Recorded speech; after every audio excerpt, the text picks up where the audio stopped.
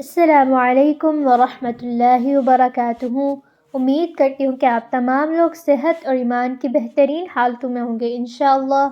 اہلاً و سہلاً مرحبا بکم۔ تو چلیے اپنے سبق کا آغاز کرتے ہیں۔ پہلے ہم دعا پڑھ لیتے ہیں تاکہ ہمارے لیے ہمارا سیکھنا اور میرے لیے آپ کو سکھانا آسان ہو جائے۔ اللہ تعالیٰ سے آسانی کی دعا۔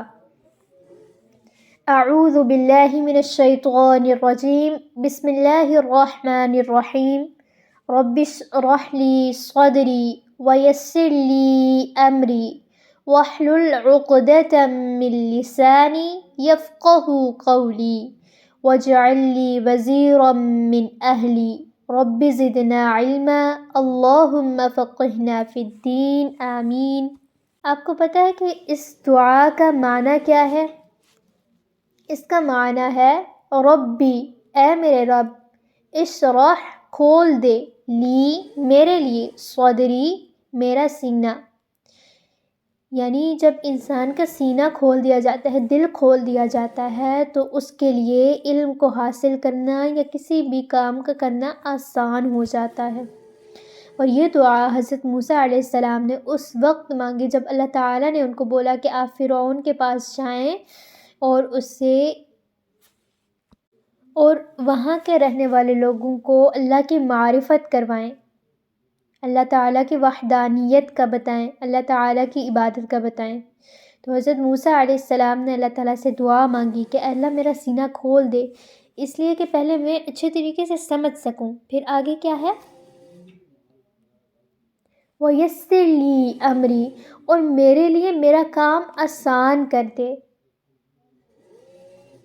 وَاحْلُلْ عُقْدَةً مِّن لِّسَانِي، اور میری زبان کی گرہ کو کھول دے۔ ان کی زبان میں تھوڑی سی لکنت تھی، اس وجہ سے بھی انہوں نے یہ دعا کی تھی۔ یفقہوا قولی، تاکہ وہ لوگ میری بات کو سمجھ سکیں۔ اب آپ یہاں پہ تجوید سیکھنے آئے ہیں تو آپ بھی اللہ تعالیٰ سے یہ دعا کریں کہ اے اللہ میرا سینہ کھول تاکہ میں آسانی ساری چیزوں کو سمجھ سکوں۔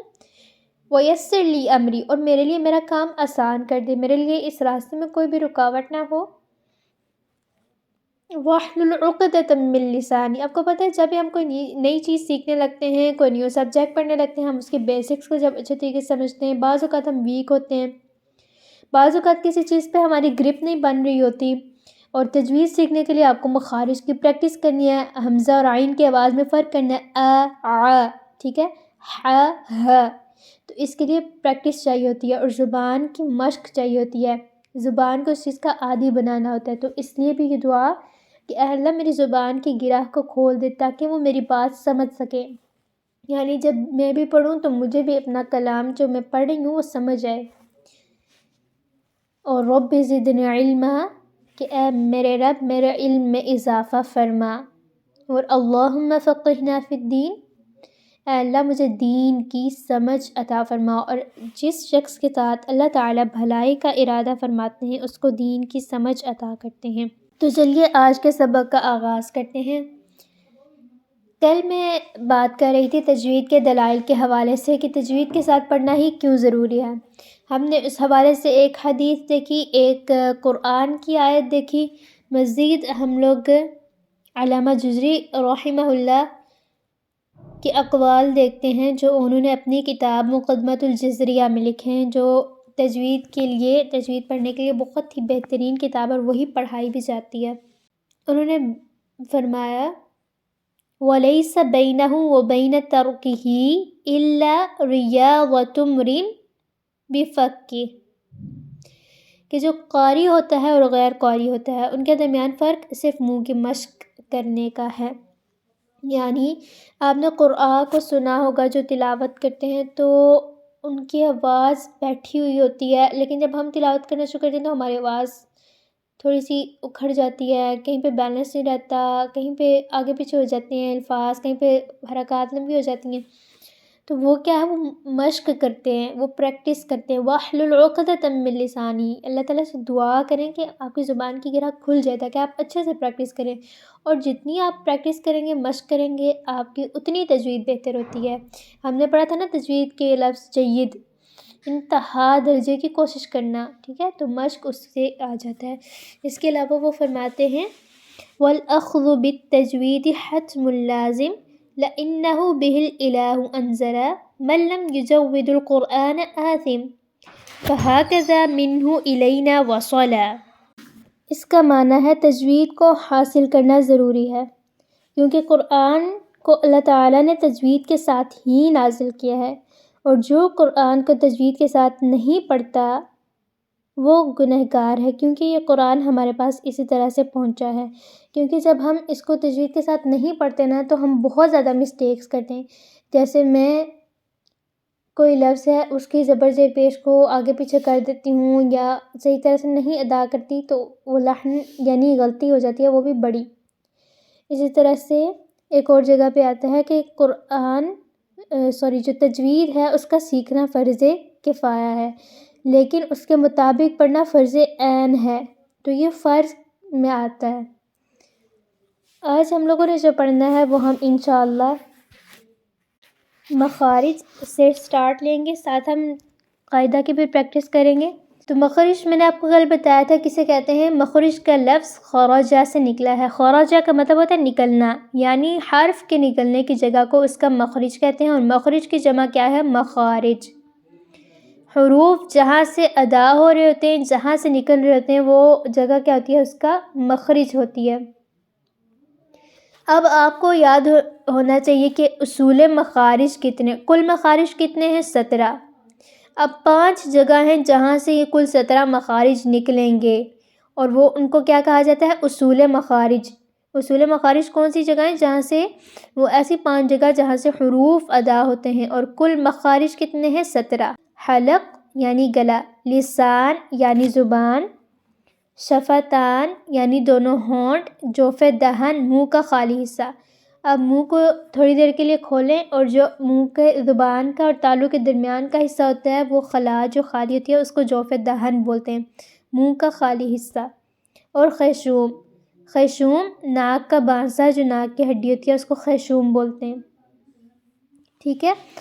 تو ہم اس طرح سے پریکٹس کریں گے، جوف دہن سے سٹارٹ لیں گے ہم انشاءاللہ۔ ہم ان کو کیٹاگرائز کر کے ان مخارج کی پریکٹس کریں گے۔ کل مخارج 17 ہیں اور اصول مخارج 5 ہیں، حلق، لسان، شفتان، خیشوم، جوف دہن۔ اب اس کو اس طرح سے بھی یاد کر سکتے ہیں، جوف دہن، حلق، لسان، شفتان، خیشوم۔ جوف دہن منہ کا خالی حصہ، وہاں سے کون کون سے حروف ادا ہوتے ہیں، الف، واو، یا۔ لیکن کب، آپ نے پرانی قاعدہ میں ایک تختی پڑھی ہوگی، حمزہ الف زبر آ، حمزہ واو پیش او، حمزہ زیر یا ای، آ او ای۔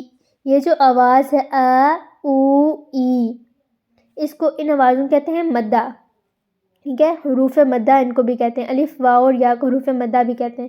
تو جوف دہن سے الف، واو اور یا ادا ہوتے ہیں جب وہ مدہ ہوں، بس آپ نے اتنا یاد ہے کہ ہم آگے جا کر جب اس تختی پہ پہنچیں گے تب ہم دیکھیں گے مدہ کیا ہوتا ہے۔ جوف دہن سے 3 حروف ادا ہوتے ہیں، الف، واو، یا، کب، جب وہ مدہ ہوں، یعنی آ او ای والی آوازیں جب نکلیں گی اس کو کہیں گے مدہ، مدہ کی حالت میں حروف۔ وہ آوازیں کہاں سے ادا ہوتی ہیں، جوف دہن سے۔ ابھی ہم نے پریکٹس کرنی ہے حلق، گلے کے حروف کی۔ حلق سے 6 حروف ادا ہوتے ہیں۔ حلق کے 3 حصے ہوتے ہیں اور حروف کتنے ادا ہوتے ہیں، 6۔ اس کا مطلب ہے ہر حصے سے 2 حرف ادا ہوں گے۔ سب سے نچلا حصہ جو سینے کی جانب ہے اس کو بولتے ہیں اقصی الحلق، اقصی الحلق۔ اور سب سے اوپر والا حصہ جو منہ کی جانب ہے، جب منہ ختم ہوتا ہے آپ کا تو گلا سٹارٹ ہوتا ہے، وہاں سے اس کو بولتے ہیں ادن الحلق۔ ان دونوں کے درمیان وسط الحلق، سب سے اوپر والا ادن الحلق، درمیان والا وسط، درمیان وسط الحلق، سب سے نیچے اقصی الحلق۔ اقصی الحلق سے کون سے حروف ادا ہوں گے، اب آپ لوگوں نے یاد رکھنا ہے، حمزہ، ہ، بھاری حروف ادا ہوں گے، حمزہ، ہ، گول آنکھوں والی ہ، حمزہ، اور مخرج کو ادا کرنے کا طریقہ کیا ہے؟ آپ اس کو زبر زیر پیش کے ساتھ پڑھیں. ای او ہی ہوں، یا پھر ای او ای او ساکن کر کے پڑھیں. اب درمیان والے حلق سے عین عین درمیان والے حلق پہ انگلی رکھ کے یہ ادا کریں عین اب پریکٹس کرنی ہے تو عی عو حی حو، یا پھر